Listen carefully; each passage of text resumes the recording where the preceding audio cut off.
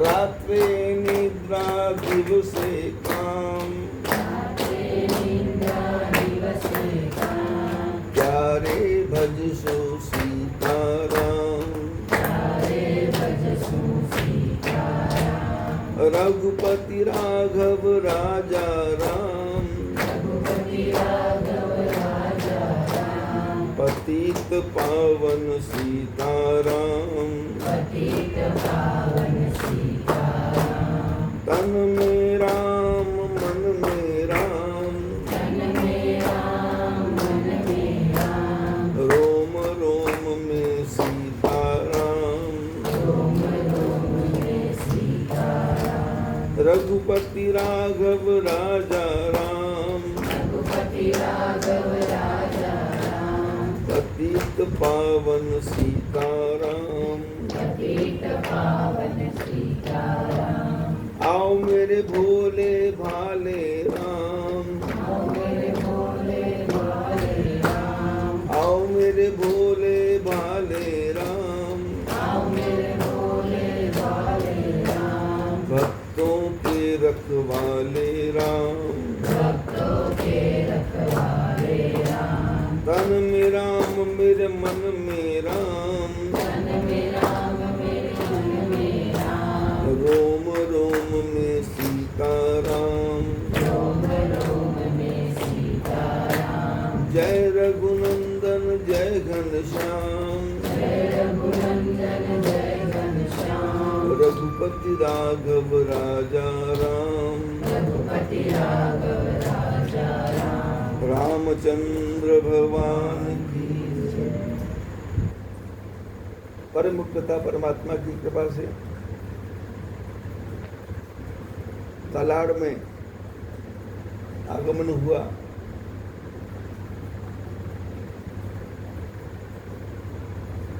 योग है भगवान का। एक साल में आया तो एक लड़के की शादी, दूसरे में आया तो लड़के की शादी के बाद में सुपुत्र, और सुपुत्र के बाद में दूसरे लड़के का रोकना, और तीसरा भी तैयार। और देखा देखी सारे परिवार ही तैयार हैं, जिसको यहाँ से जो बजे उठा के ले आओ। लड़कियां भी तैयार हैं, लड़की भी तैयार। जैसे सीता जी का स्वयंवर हुआ था वैसे ही स्वयंवर चल रहा है। जैसे द्रौपदी का स्वयंवर हुआ था वैसे स्वयंवर चल रहा है, और होना भी चाहिए, क्योंकि शादियां कुंडली मिलाने से नहीं होती। ज्योतिषी के पास जाओगे, कुंडली लेकर के जाओगे तो वो कह देगा मंगलिक है, मंगल है। और मंगल के लिए मंगल की लड़की ढूंढना, फिर मंगल के लिए लड़का ढूंढना। लड़का लड़की मंगल वाले मिल भी गए तो उनका भी एक्सीडेंट हो जाता है, उनकी भी डेथ हो जाती है।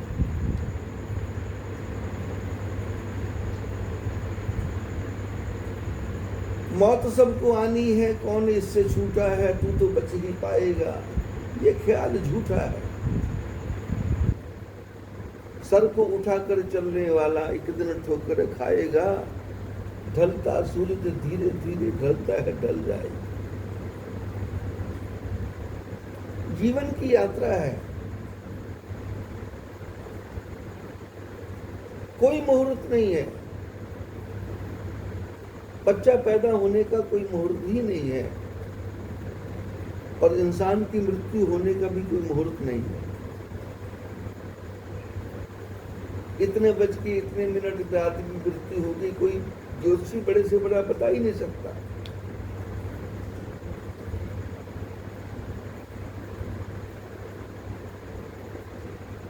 जब पैदा होने का मुहूर्त नहीं, मरने का मुहूर्त नहीं, तो फिर कुंडलियों का शादी का मुहूर्त क्या? जब इच्छा हो शादी हो जाए। शादी दो दिलों का मेल है, एक छोटा सा खेल है। मन को मिलना ही विवाह कहते हैं। विशेष प्रकार से बहन करना। लड़की से लड़का विवाह करता है विशेष प्रकार से बहन करना, उसको उठाना, उसको अपने घर में लेके जाना और उसकी इच्छाओं की पूर्ति करना। लेकिन कौन करता है? लड़की के जीवन की कहानी है, बचपन से लेकर के जब तक मरना नहीं है तब तक आंखों में पानी ही पानी है। लड़की को सिखाया गया मुस्कुराते रहना। अब दुख कितना है, बचपन से डांटना शुरू, ऐसे बैठो, ऐसे उठो, ऐसे बोलो। और शादी के बाद में ससुराल कैसा मिलेगा पता ही नहीं है। सब जगह हेमा जैसी सास तो नहीं मिलेगी, मोटी तगड़ी। सूरत भी जाती है तो बहू से फोन करके पूछती क्या खाओगी, और बहू बोलती है पानी पूरी लेके आओ। पति जाता है, वो भी फोन करके पूछता क्या लाऊं। हे भगवान, मैं तो देख देख के आनंद आ रहा है कि मोक्षा की तो मोक्ष हो गई।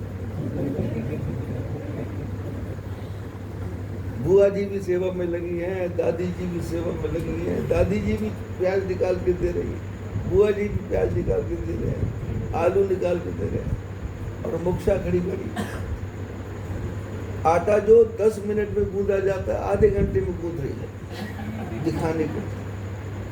देखता जा रहा हूँ, कुछ काम नहीं करना।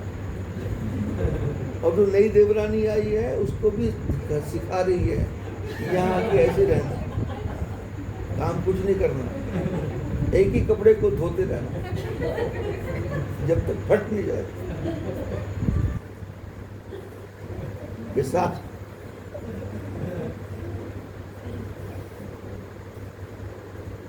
मकान का मुहूर्त नहीं, शादी का मुहूर्त नहीं, आदमी की जिंदगी है।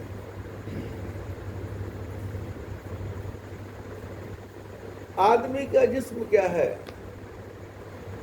जिस पे शैदा है जहां, एक मिट्टी की इमारत, एक मिट्टी का मकान। खून का गारा है इसमें और ईंट इसमें हड्डियां। चंद श्वासों पे डटा है ये ख्याल आसमां। मौत की पुरजोर आंधी इससे जब टकराएगी, देख लेना यह इमारत टूट कर गिर जाए। जीवन क्या है? बुलबुले की तरह जीवन है, पानी केरा बुदबुदा। बरसात के मौसम में बरसात होती है, बुलबुले बनते हैं, 10 बन गए, 8 फूट गए, 2 रह गए, वो मोटे होते चले गए, वो भी फूट गया, वो भी फूट गया, पीछे से 50 और आ गए। हमारे और आपके जीवन की कहानी क्या है? ये सांस आ रहा है, जा रहा है, बस सांस रुक जाएगा, मौत आ जाएगी। बाकी सब बहाने हैं। क्यों मरा? कैंसर हो गया। क्यों मरा? टीबी हो गई। क्यों मरा? खून की उल्टी हो गई। क्यों मरा? चक्कर आया, ब्रेन हेमरेज हो गया। क्यों मरा? पैर फिसला, सिर पे चोट लगी, मर गया। चोट लगने से आदमी नहीं मरता, सांसों की कड़ियां टूट जाती हैं। हम लोग जो सांस लेते हैं, सोबत 12, सोने में 12 सांस आते हैं, चलत 18, चलने में 18, खावत में 24, जब भोजन करते हैं तो 24 सांस लेते हैं।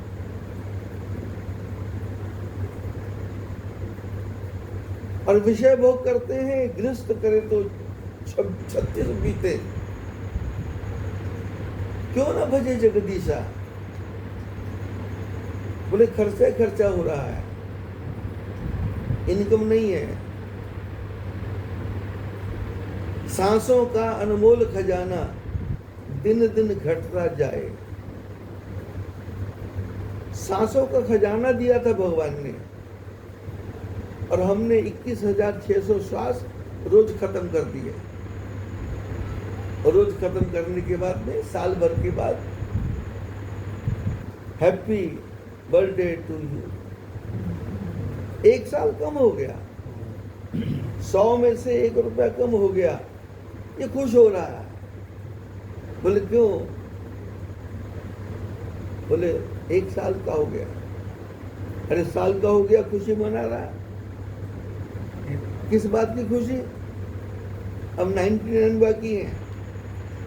1 साल में तुमने किया क्या? 1 साल में तुमने पाया क्या? 100 साल की उम्र भी हो तो खा गई आधी रातें। यदि मनुष्य को 100 साल की उम्र मिली है तो आधी तो रातों में चली गई, बाकी 50 बजे। कुछ बचपन,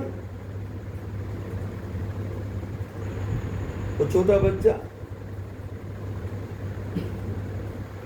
जेमस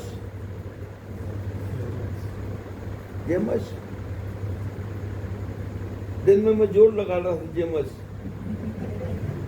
जेम के ऊपर से ए और बीच में रह गया जम। यम मैंने यमराज, और उसके पीछे इक्ष बने ईश्वर। जो यमराज का भी मालिक है उसका नाम है जेमस। और उसके घर में रहने से यमराज घर में आ ही नहीं सकता। बोले ईश्वर जी अंदर बैठे हैं। बोले प्रणाम। दादा आता है, उठा रहा है, दादी आती है, उठा रहा है। वो बेचारी श्रेया रात दिन की नौकरानी बैठी बैठी कभी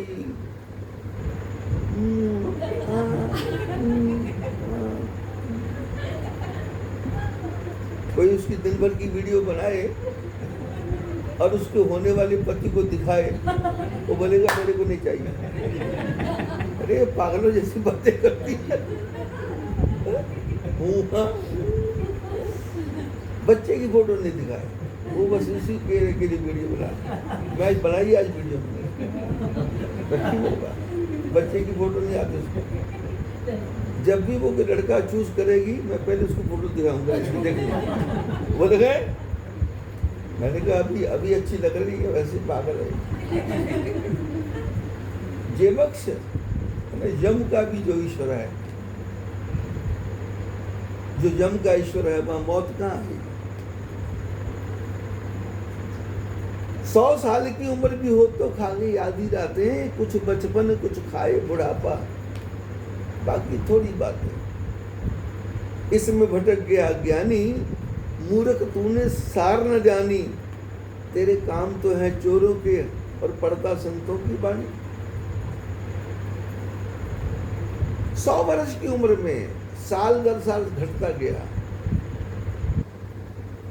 पुराने समय में जन्मदिन होता था, बच्चों को लेकर के भगवान के मंदिर में जाते थे, वहां प्रणाम करते थे, भगवान का धन्यवाद करते थे, बच्चे को तिलक लगाते थे, दीपक जलाते थे भगवान के यहाँ, भगवान को भोग लगाते थे।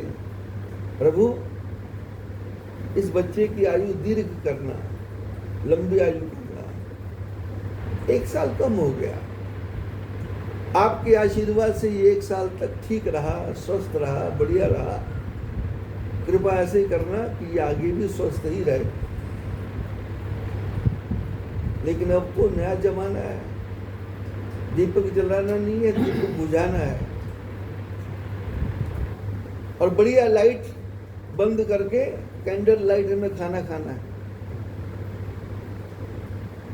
चाहे कैंडल में कीड़े आकर के घूमे ऊपर और फिर वो मलाई कोफ्ते में आके पड़ जाए, बोले कोई बात नहीं, कैंडल लाइट कर ले।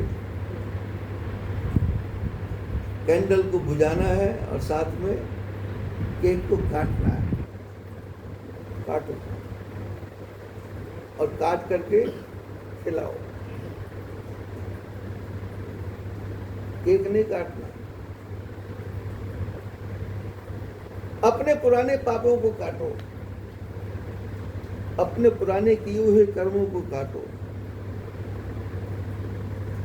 जीवन की यात्रा का कोई भरोसा नहीं है, कहाँ खत्म हो जाए। क्या भरोसा है इस जिंदगी का, साथ देती नहीं ये किसी का। शम्मा बुझ जाएगी जलते जलते, दिन कट जाएगा ढलते ढलते। थोड़ा सा जीवन है, थोड़ी सांसें, बाकी थोड़ी बातें। जीवन की यात्रा इसको इस ढंग से जीना है कि तू एक दिन भी जी शहनशाह बन के जी, मत पुजारी बन, स्वयं भगवान बन के जी। अभी मैं अकोला में था, एक महीने में 30 बर्थडे थे, शादी की एनिवर्सरियां थी, बुढ़े बुढ़े लोग एनिवर्सरी मना रहे हैं और बच्चों में चाव है। बुढ़ा 75 साल का हो गया, अब 76 साल में मरने वाला है, खुशी मनाओ, केक काटो।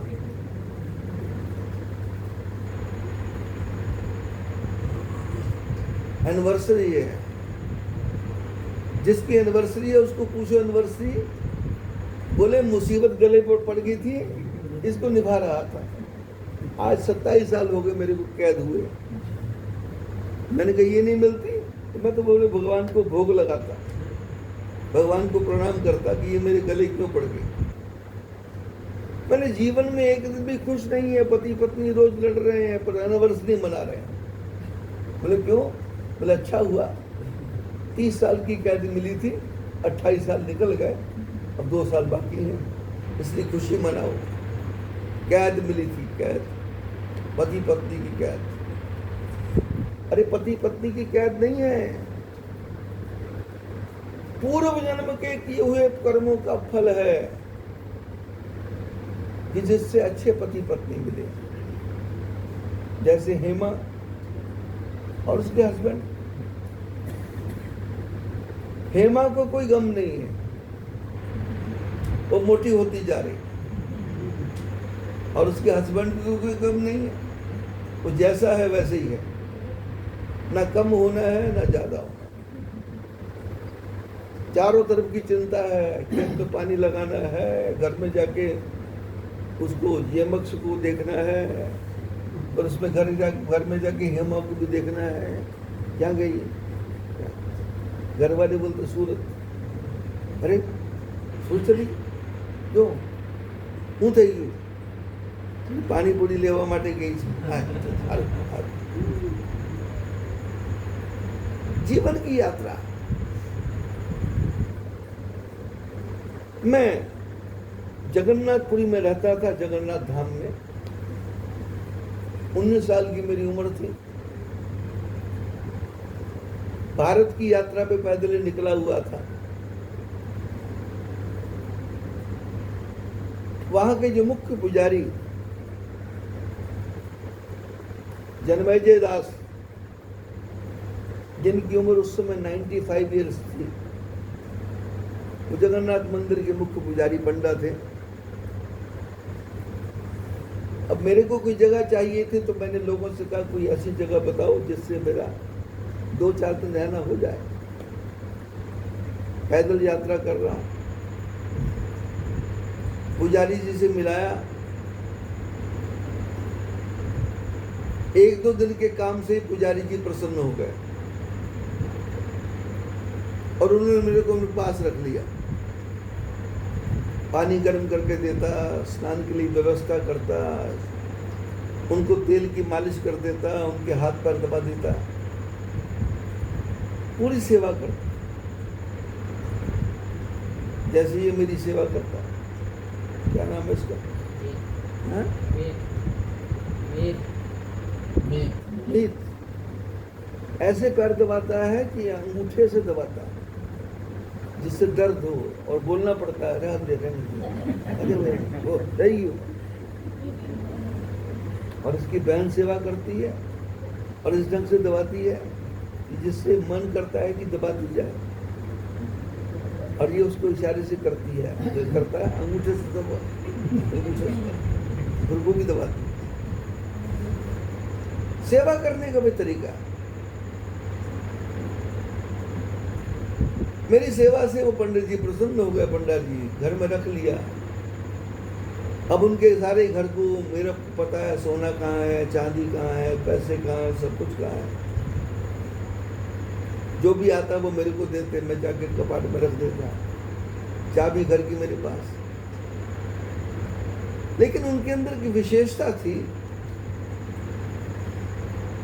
कि उनके पास में वहां से 100-100 किलोमीटर, 200-200 किलोमीटर दूर के लोग आते थे, बस ये देखने के लिए, दिखाने के लिए कि लड़का लड़की की शादी करनी है, तो जन्म पत्री को मिलाने आते थे।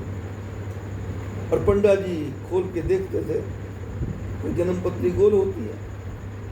आजकल तो वो लैपटॉप वाली है। लैपटॉप वाली जन्म पत्री ठीक नहीं है, क्योंकि उसमें डेट ऑफ बर्थ इंग्लिश से लिखा है, लेकिन डेट ऑफ बर्थ जो लिखना है वो इंग्लिश में नहीं लिखना है, वो लिखना है तिथि के अनुसार। चतुर्दशी को पैदा हुआ या सोमवार को पैदा हुआ, द्वादशी को पैदा हुआ, रात्रि को इतने बज के इतने मिनट में पैदा हुआ, तो वो अमावस की तिथि के अनुसार, द्वादशी तिथि के अनुसार यदि जन्म पत्री बनाएंगे तो एक्यूरेट बनेगी। और तारीख के हिसाब से बनाएंगे तो वो जो कंप्यूटर में फीड है वो आ जाएगा। पुरानी जन्म पत्रियां थी, पंडा जी खोल के देखते थे, तो शुरू में ही देखते थे थोड़ा सा और रख करके रखते थे, दूसरी खोलते देखते रखते थे, और 2-3 मिनट वो बोलते थे शादी नहीं करना, ये शादी नहीं हो सकती, ये शादी कर दो। बहुत दिन मैं देखता रहा। एक दिन बैठे मैंने पूछा पंडित जी, और उनके साथ रह करके मैंने भी थोड़ा सा वो ज्योतिष का ज्ञान सीख लिया। ये राहु है, ये केतु है, ये घर है, ये द्वार है। मैंने पंडित जी से पूछा क्या मिलाते हो आप, क्या देखते हो? बोले गुण मिलाते हैं, लड़का लड़की गुण। 32 गुण हैं, 29 गुण है, 28 गुण है, 26 गुण है, और दूसरा नाड़ी दोष मिलाते हैं। मैंने कहा गुण क्या? बोले दोनों में प्रेम भावना होगी या नहीं होगी, दोनों के जीवन कटेगा या नहीं कटेगा, गुण। मैंने कहा नाड़ी दोष? बोले दोनों से संतान पैदा होगी या नहीं होगी, जिसको डीएनए भी कहते हैं, जिसको जीन भी कहते हैं। यदि डीएनए ठीक है दोनों का, जीन ठीक है दोनों की, तो लड़का ठीक पैदा होगा, लड़की ठीक पैदा होगी। यदि डीएनए ठीक नहीं है तो बच्चा पैदा ही नहीं होगा, पैदा भी होगा तो एक आंख वाला होगा, होंठ कटे होंगे, नाक फटी होगी, पैर टेढ़े होंगे, हाथ टूटा होगा, विकलांग। नाड़ी दोष। बोले नाड़ी दोष हो तो मैं मना कर देता हूँ, गुण नहीं मिलते तो मना कर देता हूँ। थोड़े दिनों के बाद में मैंने फिर पूछा, मैंने कहा महाराज जी ये कुंडली में आप क्या मिलाते हो? बोले कुछ नहीं मिलाते भाई, पूर्व जन्म का योग होता है उसको मिला देते हैं, इनका योग बन गया।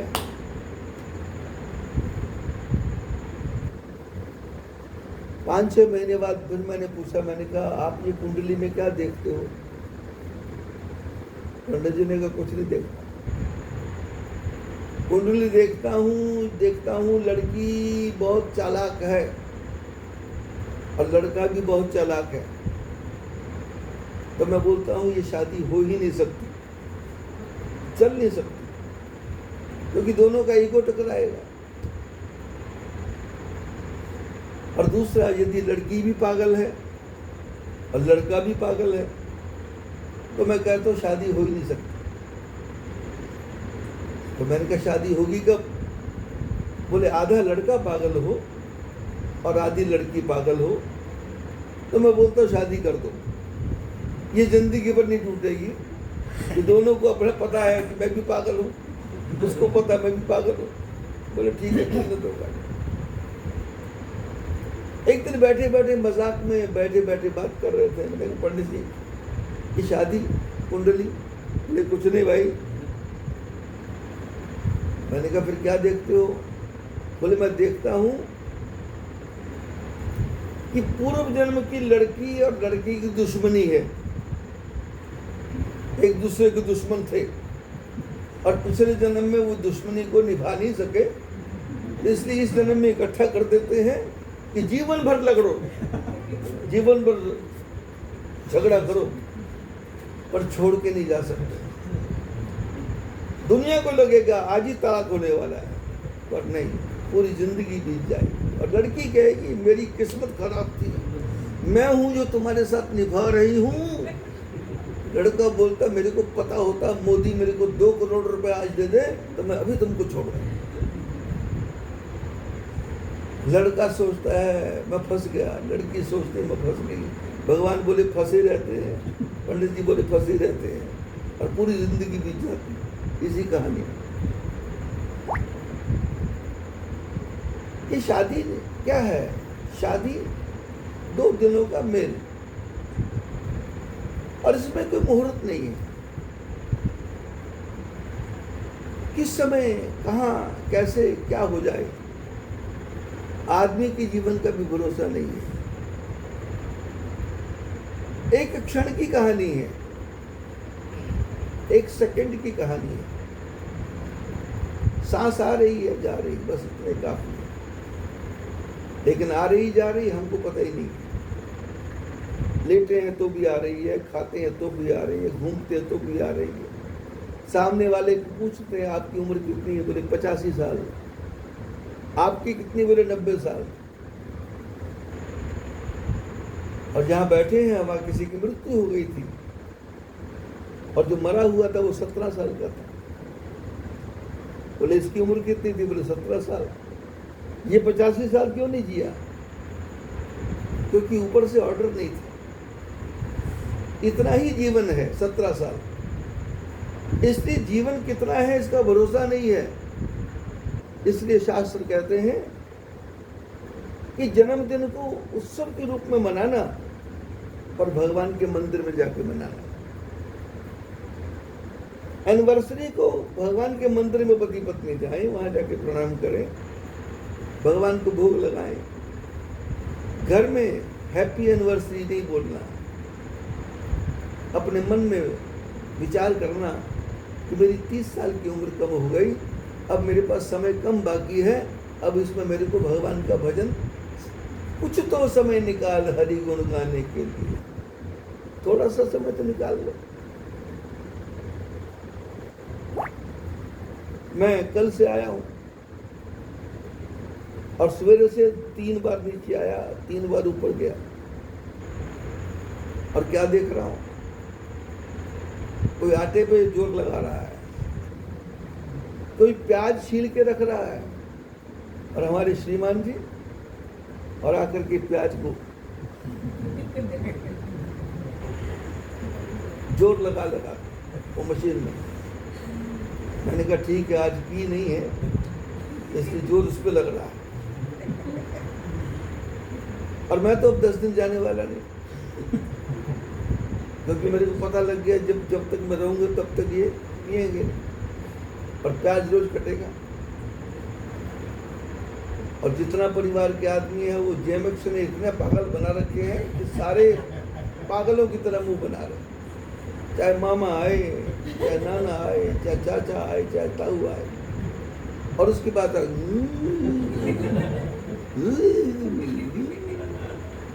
भाई क्या ये, उससे डायरेक्ट में बात करता हूँ, वो बेचारा बोल रहा है और ये भी अरे वो तो बच्चा है, तुम भी बच्चे हो। तुम उसको बोलो जेएमएक्स क्या चाहिए, जेएमएक्स राम राम, जेएमएक्स श्याम श्याम, जेएमएक्स राधे राधे, पर नहीं।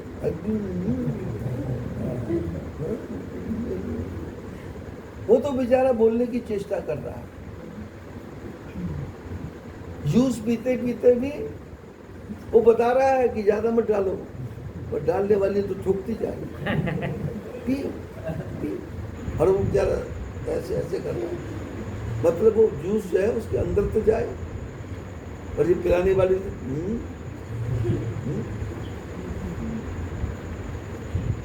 टेक्निक है बच्चे को हैंडल करने की टेक्निक।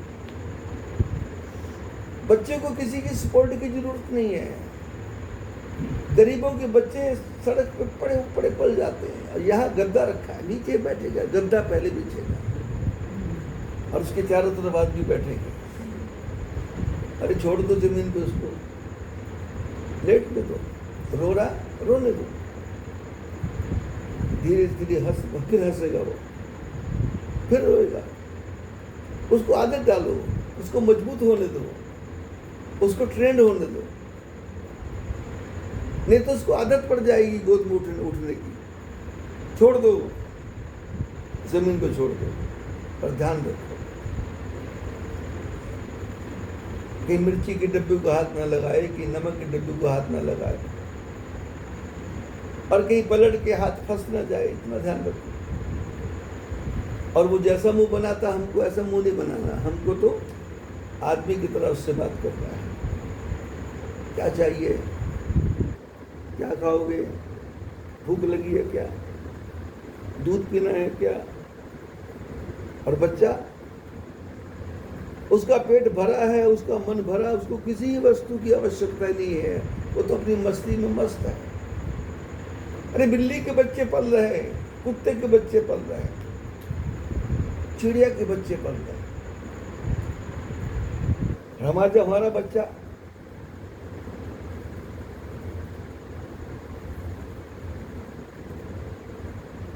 किसी पेड़ से, जब पेड़ के ऊपर आम के फल लगे थे, चीकू लगे थे, अमरूद लगे थे, तो चलते हुए किसी आदमी ने उस पेड़ से प्रश्न किया कि पेड़, तुम्हारे ऊपर हर साल जवानी आती है,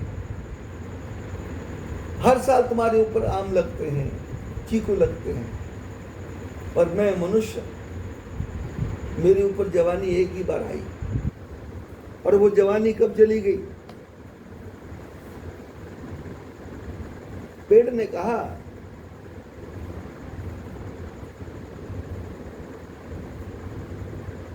आदमी ने कहा, मेरा यौवन मुझे दोबारा मिल न सकेगा। सरसों सी अंगुलियां हिलाकर संकेतों में वह यूं बोला, मित्र, प्रकृति के नियमों की यूं दो ना दुहाई, होड़ ना बांधो तुम यूं मुझसे। मेरे जीवन का पहला बरस उतरता था लपटों में, तुम बैठे थे बंद उसी दुपट्टों को घिर कर। पेड़ ने कहा, मेरे साथ बराबरी मत करो। जब बरसात आती थी मैं डूबता था, पर मैंने बरसात को मना नहीं किया, पर तुम छाता लेके चले, घर में घुस गए, मकान में घुस गए, दूसरी मंजिल में चले गए। जब सर्दी आई मैं खड़ा रहा, बर्फ पड़ी मैं खड़ा रहा, पर तुमने तो ओवरकोट पहन लिया। 3 जीन्स पहन ली, सॉक्स पहन लिए। जब तेज हवा चलती थी मैं झूमता था और तुम किसी कोने में छुप जाते थे। जब गर्मी आई तुम एसी के कमरे में चले गए और मैं गर्मी का 44, 48, 50 टेम्परेचर सहन करता रहा। जो प्रकृति ने दिया है उसको हंसी खुशी ले लोगे तो शरीर स्वस्थ रहेगा। जवानी हर साल आएगी। जब तुम थोड़ी सी हवा से बोलोगे आज बरसात बहुत हो गई, आज सर्दी बहुत हो गई, आज ठंडी हवा बहुत आ गई, आज आंधी बहुत आ गई। अरे कभी किसी पेड़ ने नहीं कहा। ऐसे छोटा बच्चा स्वयं में उठे, स्वयं में बैठे, गिरेगा, नाक में चोट लगेगी। भगवान ने नाक के ऊपर कितना मोटा लगा दिया, कितना मोटा, क्योंकि भगवान को पता है बच्चा गिरेगा। आंख इतनी अंदर है, यदि यहाँ आंख बाहर होती तो हमारी आंख कब की फूट गई होती, पर भगवान ने ऐसी व्यवस्था की अंदर आंख और नाक और उसकी चारों तरफ कटोरी, उसके अंदर आंख, उसके ऊपर पलकें और पलकों के ऊपर ये आंखें, ऊपर केस और उसके ऊपर ब्रो, और हम उस आई ब्रो को धागा लगा लगा के बोले ऐसी दिखाई देनी चाहिए, ऐसी। अरे जैसी है वैसी दिखानी चाहिए। किसको दिखा रहे हो?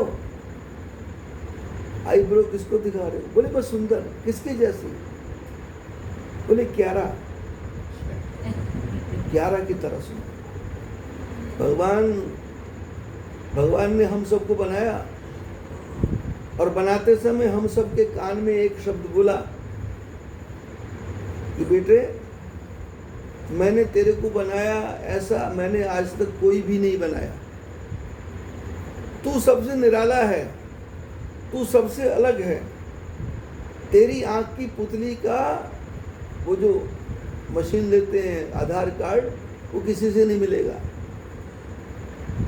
तेरे हाथों के अंगूठे की उंगलियों के निशान विश्व में किसी से नहीं मिलेंगे। और तेरे शरीर में जितने भी रोम है वो रोम भी किसी से नहीं मिलेंगे। तेरी आवाज भी किसी से नहीं मिलेगी, तेरी चाल भी किसी से नहीं मिलेगी। तो फिर तू दूसरों के जैसा बनना क्यों चाहता है? तू हेयर स्टाइल एक्टर की तरह क्यों रखना चाहता है? भगवान ने हेयर स्टाइल बना के भेजे हैं। किसी के ऊपर 2 छेद हैं और किसी के बाद इधर जा रहे हैं, किसी के उधर जा रहे हैं, और कुछ नहीं करना, सवेरे उठ के ऐसे कर लो हो गया। लेकिन हम तो केशों के पीछे पड़े हुए, हम तो आईब्रो के पीछे पड़े हुए। किसको दिखा रहे हो? सुंदर बनना है। भगवान ने तुम्हारे जैसे सुंदर किसी को बनाया ही नहीं है। और जिन केशों को सबसे ज्यादा प्यार किया था, मरने के बाद सबसे पहले केश ही साथ छोड़ देते।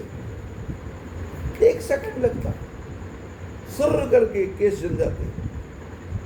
और जिन हड्डियों को कभी हमने तेल पानी नहीं दिया था, वो हड्डियां आखिर तक साथ देती हैं। जिस चमड़ी को प्यार किया था, ये भी 2 मिनट में गल जाती, और हड्डियों को गलने में समय लगता। जीवन की यात्रा को समझ जाएंगे तो जयमक्ष की तरह जीना आ जाएगा। और नाम भगवान ने पता नहीं कहाँ से रखा, इन लोगों ने पता नहीं क्या सोच के रखा होगा, किसके कंप्यूटर से देखा होगा, पर मैं दिन में देख रहा था और 3 बार नीचे आया। घर के किसी भी आदमी को मैंने भगवान का भजन करते नहीं देखा, बुढ़ों को भी नहीं, जवानों को भी। हाँ मेरे ये शिष्य है, ये मेरे पास कहाँ गया,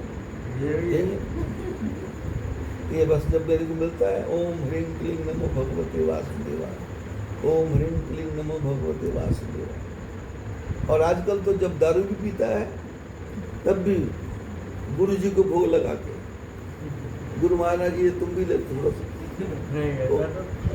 ऐसा नहीं लगाना चाहिए ना। लेकिन ओम ह्रीं क्लीं नमो भगवते वासुदेवाय तो बोलना है। हाँ उल्टा है। अपीते उस पीते पीते बोलना है। ये जो वीडियो है ना, हाँ ये YouTube पे जाएगी, हाँ ये तलाड़ का गांव का नाम भी जाएगा। हाँ। मैं तुम्हारा नाम जान के नहीं बोल रहा। अच्छी बात। ये तो कल को वो वीडियो टीवी वाले आ जाएंगे, सब कलाकार फोटो खींचने। हूँ करो छो તમે દિવસમાં રાતમાં હું કરો છો, ક્યારે પીવો છો, इसलिए मैं तुम्हारा नाम नहीं लेता। जीवन की यात्रा है, और इस जीवन की यात्रा में कदरामा के लोग मेरे को मिले, चमन भाई, चंदू भाई, अमृत भाई, ये सब परिवार मिले। और मिले क्या, अंकलेश्वर आया था और जो ऐसा बना 11 कन्हैया, और ऐसा योग बना, गुरु मंत्र दिया और गुरु मंत्र का ऐसा प्रभाव हुआ कि जिनके सिर पर देवा देवा देव देव देव देव रहता था, उनका सब देवा खत्म हो गया। और भगवान की कृपा से सारे बच्चे संपन्न हो गए। सब बच्चे अपने पैरों पर स्टैंड हैं और बच्चों के बच्चे भी पढ़ रहे हैं। मैं आता हूँ जाता हूँ, सत्संग नहीं करता। उमेश के घर में रहता हूँ, कोई सत्संग नहीं करता। कमरा बंद, मैं बंद, खाने के टाइम बाहर, फिर अंदर बंद। लेकिन आज मेरी सवेरे से इच्छा हो रही थी कि सत्संग करूं। तो सत्संग कैसे करूं? क्योंकि घर में तो प्याज काटने से फुर्सत नहीं, टमाटर काटने से फुर्सत नहीं, घर में भी खाना बन रहा है, बाजार से भी खाना आ रहा है। बस खाना खाना खाना खाना खाना खाना, ना करते भी खा, ना करते भी खा। तो सुनाऊं किसको? उमेश जी आए, अल्पेश जी आए, और हमारे परम शिष्य कौशिक जी आए, ड्राइवर, गाड़ी के मालिक। पत्नी पीछे डरती रहती इसके ड्राइवर को देख कर, पता नहीं कहाँ ठोकेगा, और उसको उसी बोलने की हिम्मत नहीं है। और मैं भी साथ आके बैठ जाता हूँ, तो मैंने कहा बोल के मरना है क्या? बोलते बोलते मार दे तो, इसलिए मैं बोलते ही नहीं भूल जाता, चुप। और देखता रहा, अब ठोकेगा, अब ठोकेगा। लेकिन जब घर पहुंच जाता हूँ तो मन में शांति आती है कि चलो आज का दिन तो जिंदा, नहीं तो भगवान ने बिठा दिया था गाड़ी।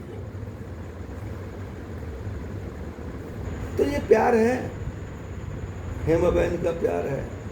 बच्चों की शादियां होने वाली थी, मैंने कहा था तुम्हारे पिताजी नहीं है, माता जी नहीं है, मैं हूँ। हेमा ने, क्या नाम था उसका, माँ का नाम?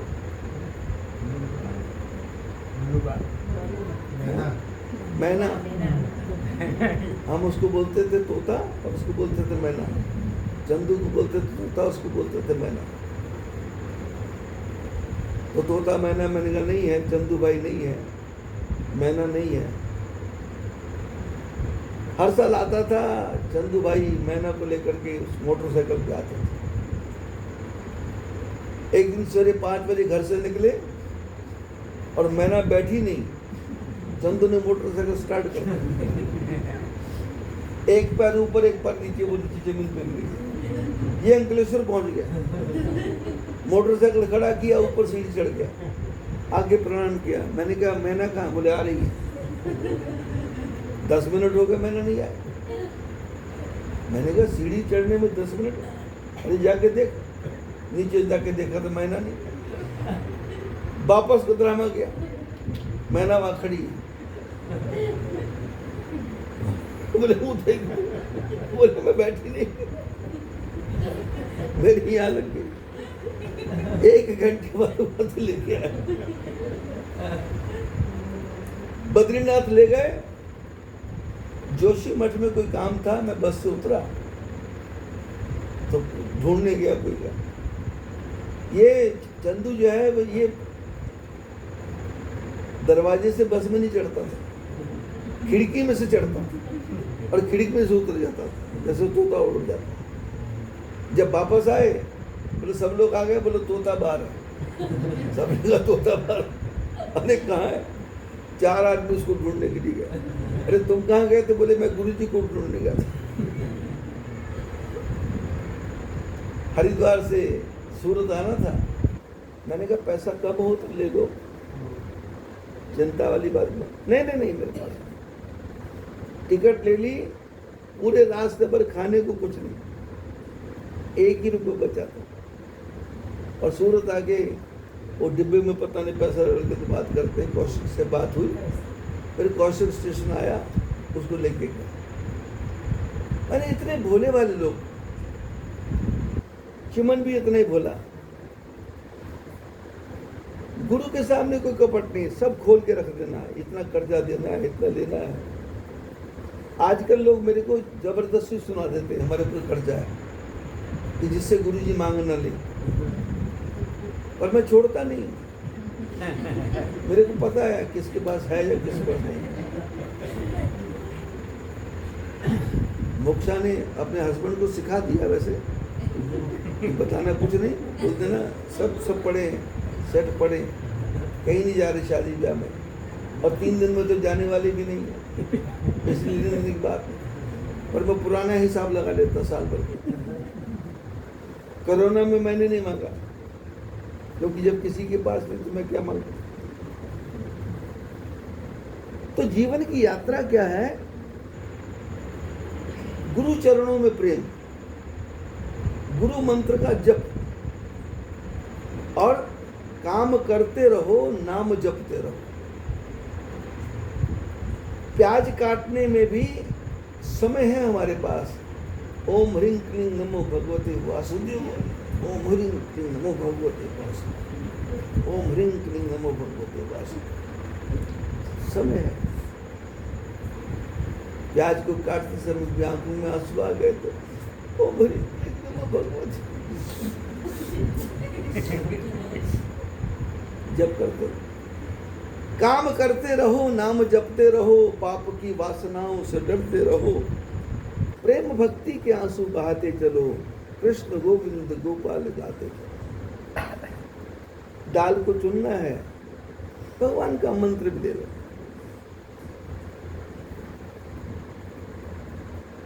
रामकृष्ण परमहंस की धर्मपत्नी खिचड़ी बनाती थी तो चावल में से कंकड़ नहीं निकालती थी, चावल को चुन चुन के हरे कृष्ण कृष्ण कृष्ण हरे हरे, चावल को एक एक चावल हरे कृष्ण, और 2-3 घंटे में जितने चावल जितने दाल के दाने आए उसकी खिचड़ी बनती थी। एक एक दाने में भगवान का नाम होता था और खिचड़ी खाने में आनंद आता था। मसाले की जरूरत नहीं, नमक को चम्मच से डालने की जरूरत नहीं, हाथ से उठाया नमक डाल दिया, मिर्च डाल दी, और डालना ही क्यों है? जीरा डाल दिया, डालना ही क्यों है?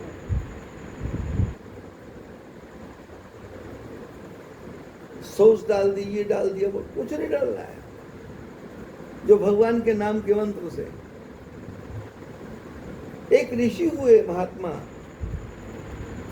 गाय जो गोबर करती थी और गोबर में से जो उसके पेट में से अन्न के दाने निकलते थे, उस दानों को निकाल करके, उनको धो करके, उनको पीस करके भोजन बनाते थे और उसी को खाते थे। आज उनके नाम पे पुराण बने हुए हैं, उनके नाम की गाथाएं बनी हुई हैं और हम सब उसको पढ़ते हैं, उस ज्ञान को लेते हैं। लेकिन जिन्होंने 56 प्रकार का भूख खाया, पिज्जा भी खा लिया, मोक्षा ने आज बता दिया मेरे को। उस बाजार में 9-10 प्रकार की खाने सुनाए, मैं तो भूल भाल गया। लेकिन यदि मैं ज़्यादा जोर देता तो ये मेरे को वो खाना बनाने वाली दुकान पे ले जाते, जो बाज़ार है यहाँ सूरत में। कौन सा बाज़ार है? हाँ? कौन सा पूरा? जहांगीरपुरा। जहांगीरपुरा में अकबर बीरबल के पास ले जाते, पूरे में खाने हैं। बोले वो खमन खराब हो गया तो बोले लोचा हो गया, बोले लोचा हो गया, बोले लोचा बन गया। अभी डब्बा भर के लाए, ये क्या है? था तो कुछ, हाँ खमन नहीं था, लोचा था, और उसको दबा दिया, बन गया। स्पंज वाला खमन नहीं बना, दबा के बना दिया, लोचे को ही और लोचा कर दिया। 4 अंगुल की जीभ का स्वाद है। और भगवान का चमत्कार देखो, छोटी सी 4 अंगुल की जीभ में नमक वाली जगह पर नमक लगेगा, मीठे वाली जीभ पे मीठा लगेगा, कड़वे वाली जीभ पे कड़वा लगेगा, खट्टे वाली जीभ पे खट्टा लगेगा, कसाले वाली जीभ पे कसाला लगेगा, और जिसमें घबराहट हो जाए उसमें वो लगेगा। 6 स्वाद एक जीभ। ऐसी मशीन संसार में कहाँ मिलेगी? 2 आंखें दी, 1 आंख से काम चल सकता था, पर भगवान ने डबल दे दी, 2 नाक दे दिए, 1 से भी काम चल सकता था। 2 ओठ लगा दिए, 1 हटा देता, 1 हटा देता, कहीं और काम आ जाता। जिनके 1-1 हाथ नहीं होते वो भी जीवन चलाते हैं, जिनका 1-1 पैर नहीं होता वो भी जीवन चलाते हैं।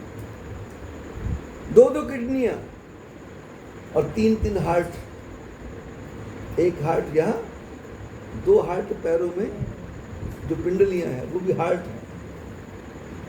ऊपर से पंप मार के खून को ऊपर करते हैं, इधर वाला पंप मार के किडनी में भेजता है, इधर वाला दूसरी किडनी में जाता है, नीचे से फिर पंप चलता है, ऊपर आता है, और यहाँ से धक धक धक धक करके मशीन चलती है। परमात्मा ने तूने अजब बनायो भगवान खिलौनो माटी लो। ये भगवान तुमने अजब तरीके से ये खिलौना मिट्टी का बना दिया, सीधे सीधे चलता है,